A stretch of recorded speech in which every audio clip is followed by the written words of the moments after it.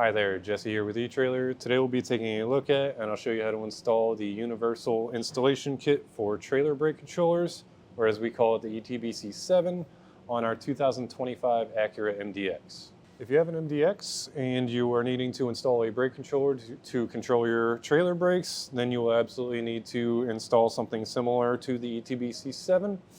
It's going to allow you to have those wires up at the front of the vehicle that you will need to splice into the brake controller to make everything work. This is what it will look like when it's installed. I have a universal no drill bracket holding it up. That way it looks nice and clean and I didn't have to worry about drilling any holes into the fascia.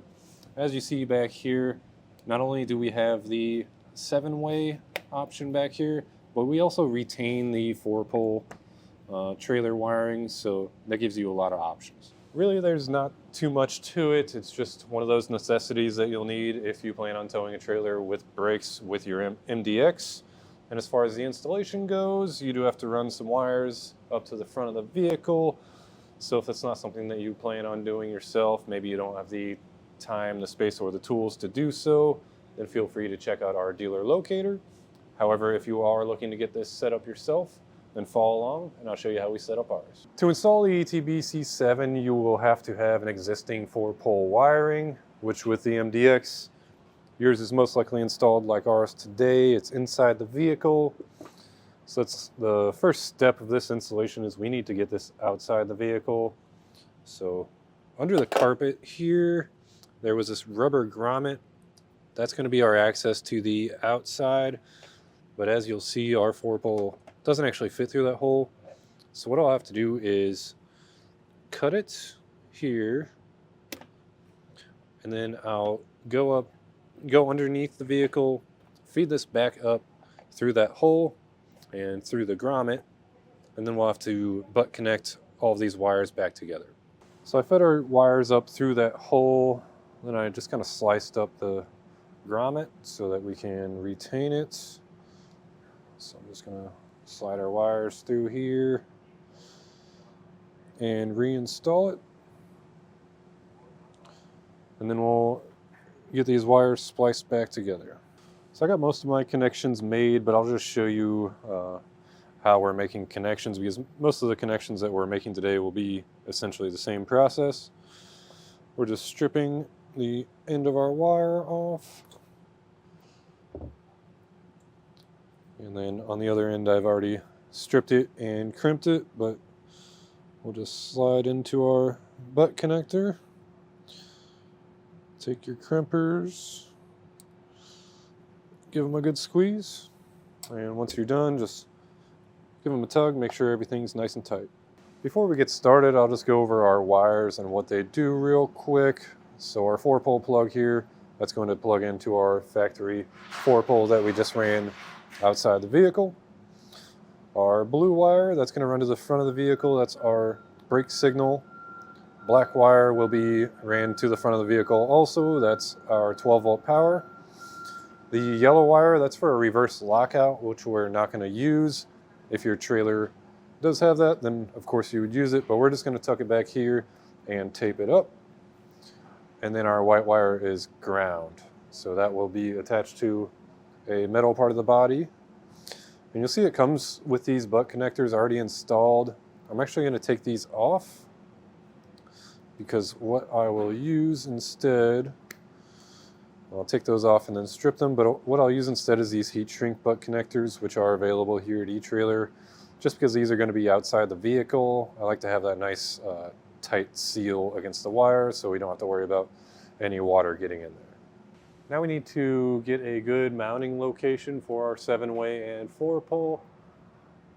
So as you see here, I had to get a universal bracket separately, just because the kit comes with this bracket, but there wasn't really a good spot to secure that. So I had to get that universal bracket and make a few bends in it.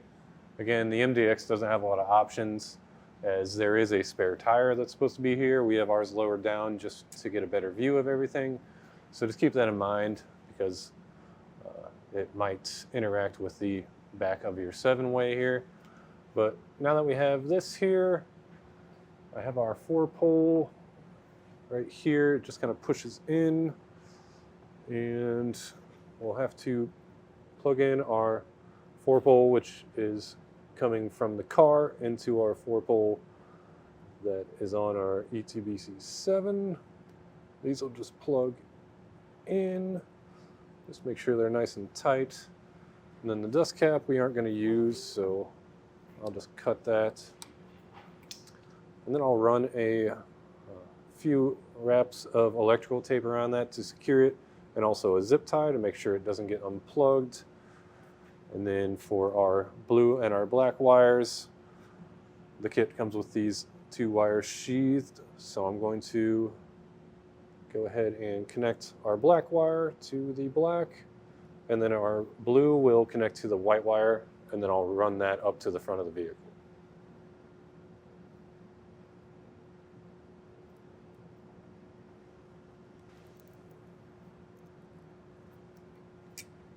I found a good place for our ground. I just drilled a hole. This is 2 layers of metal here, so it's pretty thick.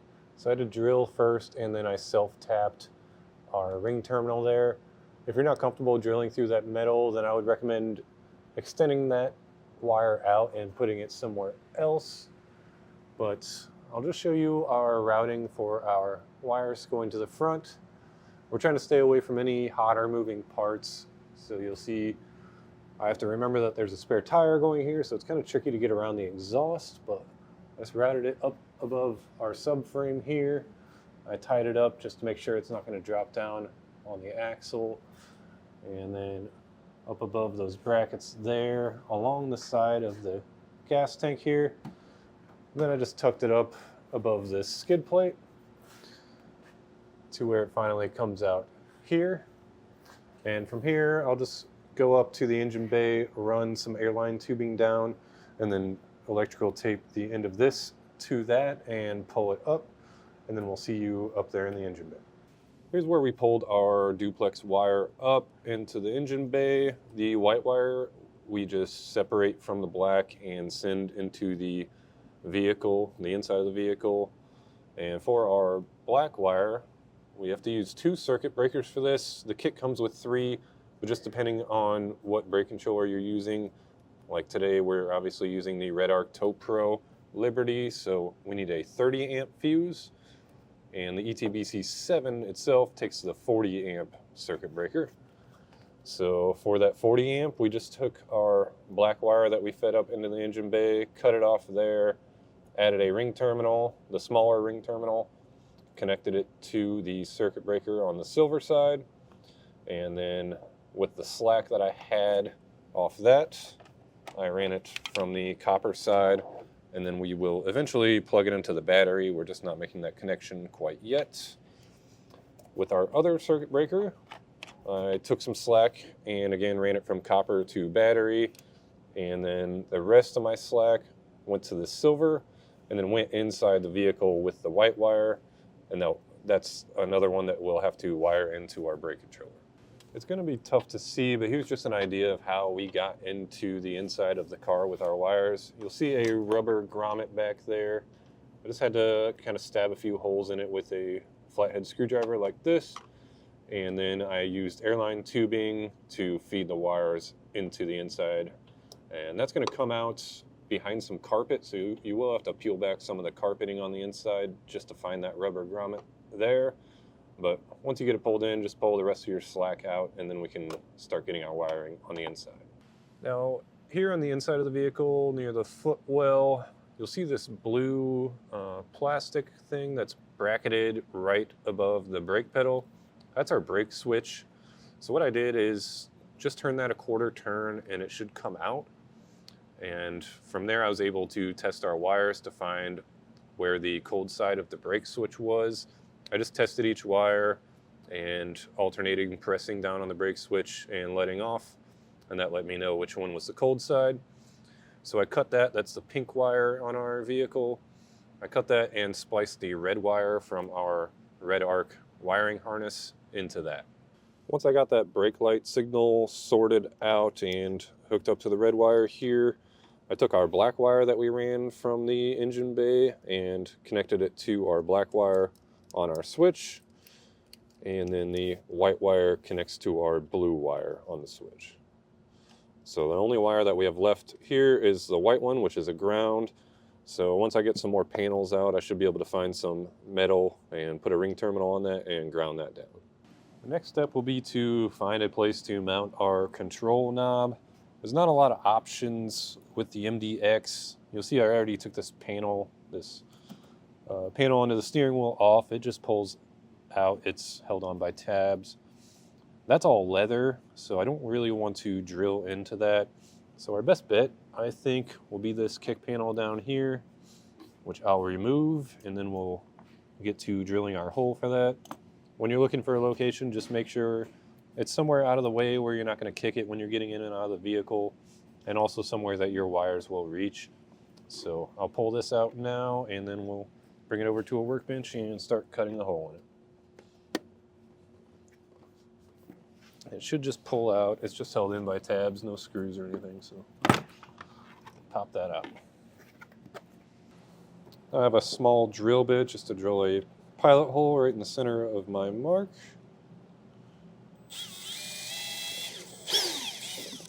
And then we'll step that up to a 3/8 drill bit.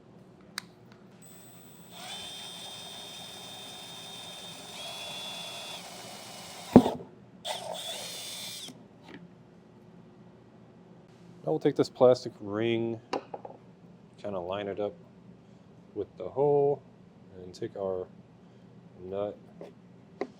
This is just going to be a template for our second hole. Push that in there, try to get it straight. Now I'll take a hose pick and just make a mark there and pop that back out, and I'll drill a small hole for the light.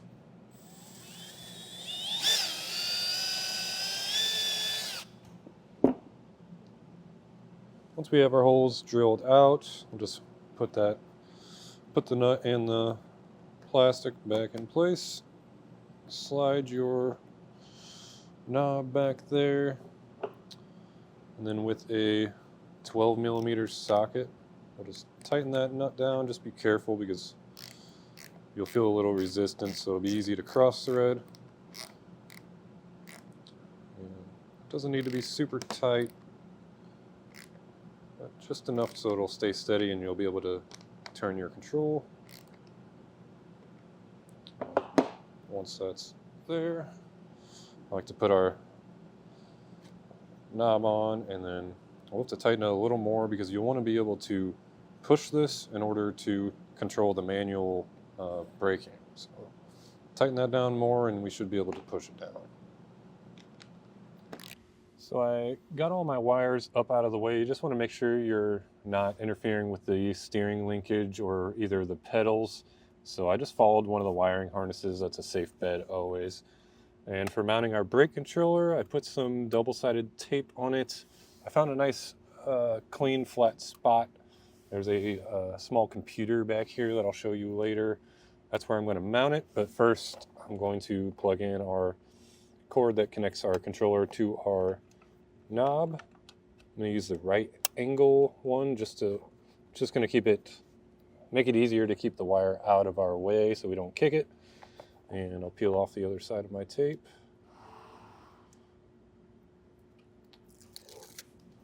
Then I'll plug it into our wiring harness and get it stuck on. For our ground wire, I just routed it up, again, out of the way so we won't kick it or anything. And there's a nice factory ground right here that I'll connect to. So I'll just take a ring terminal and crimp it onto the end of this.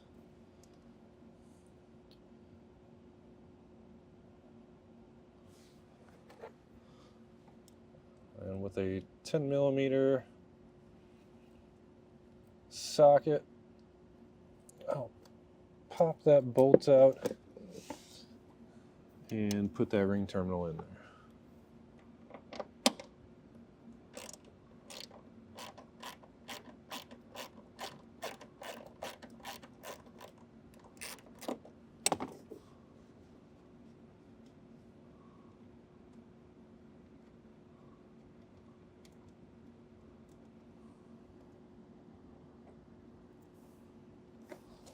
So slide it in with the rest of these grounds. And then tighten the bolt down.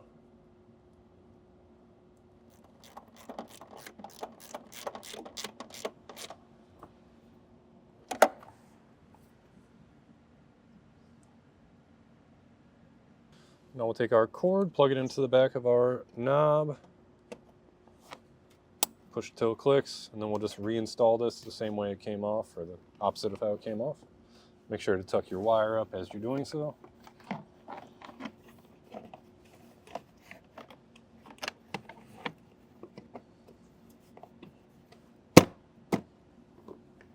Now we can make our connections to the battery up front. So with a 10mm socket, I'll remove this nut on our terminal.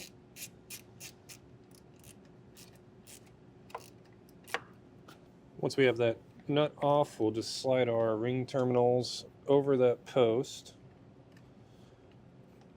We'll need both of them.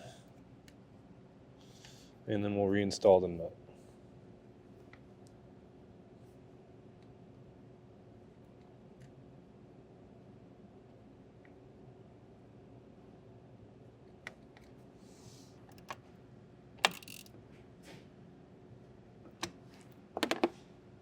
Once you have all your panels back in place, that's going to do it for our look at and installation of the ETBC7 on our 2025 Acura MDX.